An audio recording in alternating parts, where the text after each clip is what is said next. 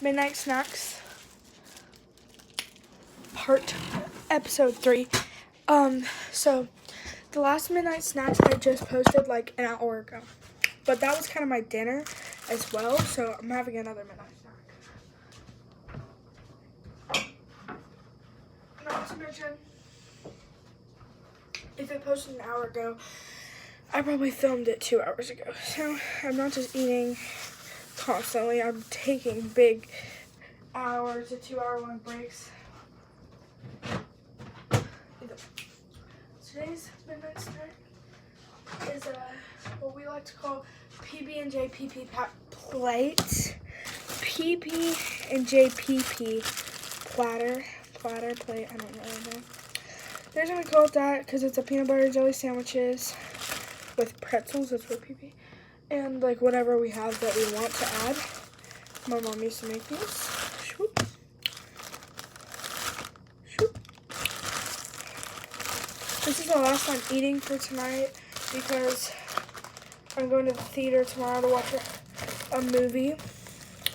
So I need to get to bed because I don't want to fall asleep during the movie. Gotta be well rested. This counts as a midnight snack considering it's 10:30.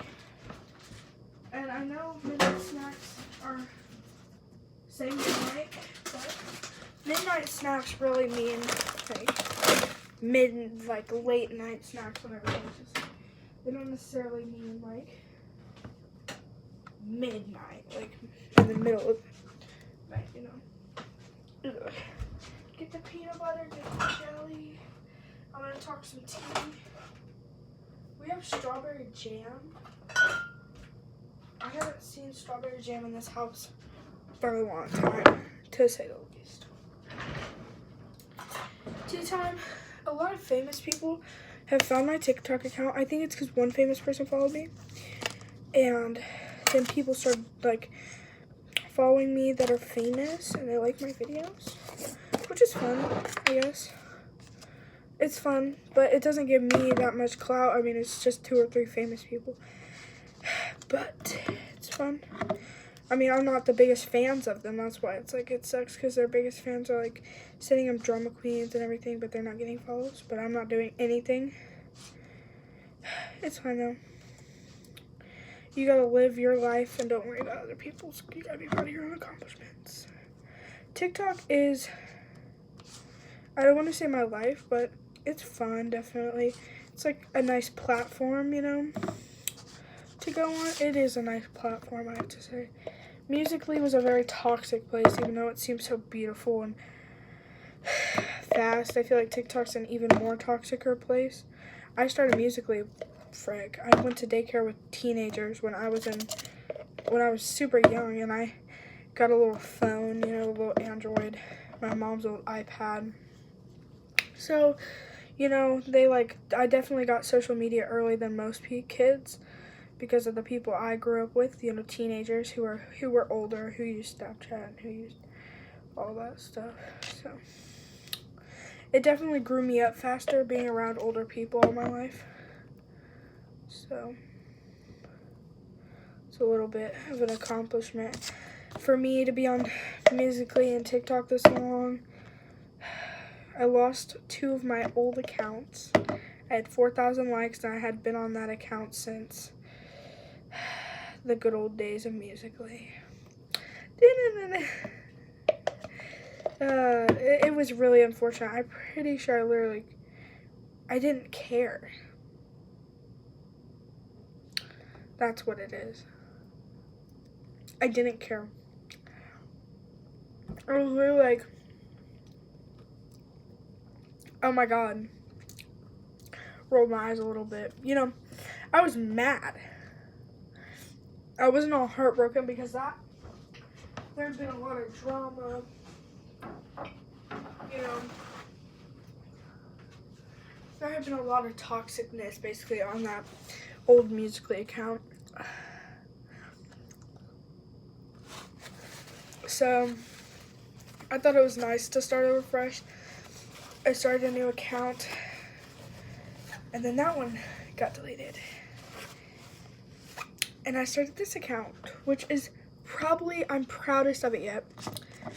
I get a lot of likes per video because I only post what I need to post. I don't post everything, which is a problem that most kids, girls specifically, have. They post emotions, they post, that is beautiful. They post like too much. They post every time they win a soccer game, every time they win a basketball game. They post when they're bored, they post their night routine, they post when they get out of the shower. They post when somebody says something rude to them. And I simply post when I want to post.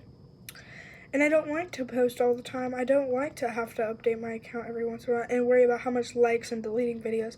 Because I know when I post once or twice a month, it'll get 7 to 20 likes, you know? And you don't really have to worry about, like, as much as each video when you only have a few videos. And there's only one video to worry about. It's like, when you don't post a lot, people get kind of excited to see that you post, which is nice. It's definitely better than some of the girls that I know go to my school. Psychopaths. When it comes to posting, I swear to God, they're posting 3 times a day. The dumbest shit ever. Oh my God, I got through episode 3 and it's just a blank screen of them, like, I got through episode 3 or them doing the renegade. And I hate the girls that do the same dance on their account 8 times. And it's the same thing every time they do it. It's like, what is keeping me to come back to your page? Nothing. You doing the renegade for the 8th time on your channel? It's fine though. I think it's a great way to keep updated with your friends. I really don't like technology that much. I love communicating with people in person. I have extremely bad anxiety and I blame that on technology a little bit. Because growing up with technology, I didn't really have to talk to anybody. Especially I lived in the same community kind of and like went to the same daycare all my life. So technology definitely had something to do with the way I grew up and how I mentally grew up. Which, I'm not going to say I had a bad childhood, I'm just saying it kind of set me off mentally wrong. I kind of grew up having my phone always, or iPad always by me. And they also punished you for, I got there at 6 in the morning. We weren't allowed to get on our phones until 11. That's a few hours without it. And they thought this was helping, but people just slept. People watched TV. People ate breakfast and everything. People would bring food to eat because she wouldn't let them do anything. We weren't allowed to go outside or anything till 11. And honestly, now I get up and I check my phone.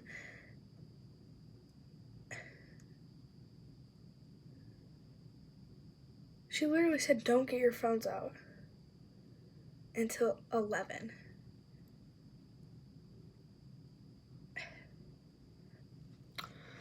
That's crazy to me now that I think about it.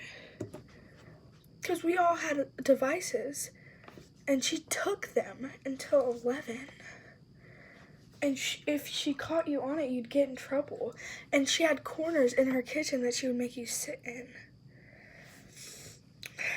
It definitely didn't start me off right. The girls in the daycare were drama queens, and they were always trying to get you in trouble if they didn't like you. And they were switching it up every day. They were different friends with somebody every day. It was so confusing. That was one of the best things that happened to me at daycare. All that drama. It taught me how to act around situations like that. Because some of these girls have never experienced drama before. And that's why they're like being so rude and everything. And I'm just like, you'll be my friend in a few weeks, honey, so I'm not even going to say anything that I'm going to regret. Yeah. And I learned that from daycare.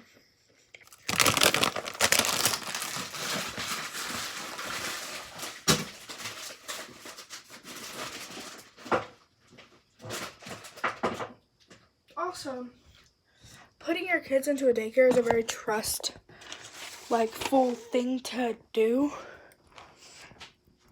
Do your research. Don't be sending your kids off to a random daycare. I mean, it never happened to me, but there are some daycares where the kid could get physically and mentally very screwed up because of a babysitter specifically. It would be the babysitter's fault, but it's also the parents' fault for not looking into it, the reviews, if they're a verified babysitter or not. Like, there's a lot that goes into it.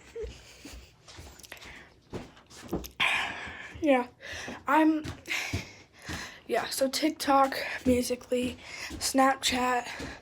I always use Snapchat, but I never used it to its full potential because a lot of my friends weren't allowed to have any of that because we were so young when I started viewing it. And I don't mean like 3 years old. I mean like 6 or 7. Nowadays, kids might be able to get it. It's different. And everything's really different. Everything switches up every year. Kids will be raised different than kids that would have been raised last year, so you can never really know. Thanks.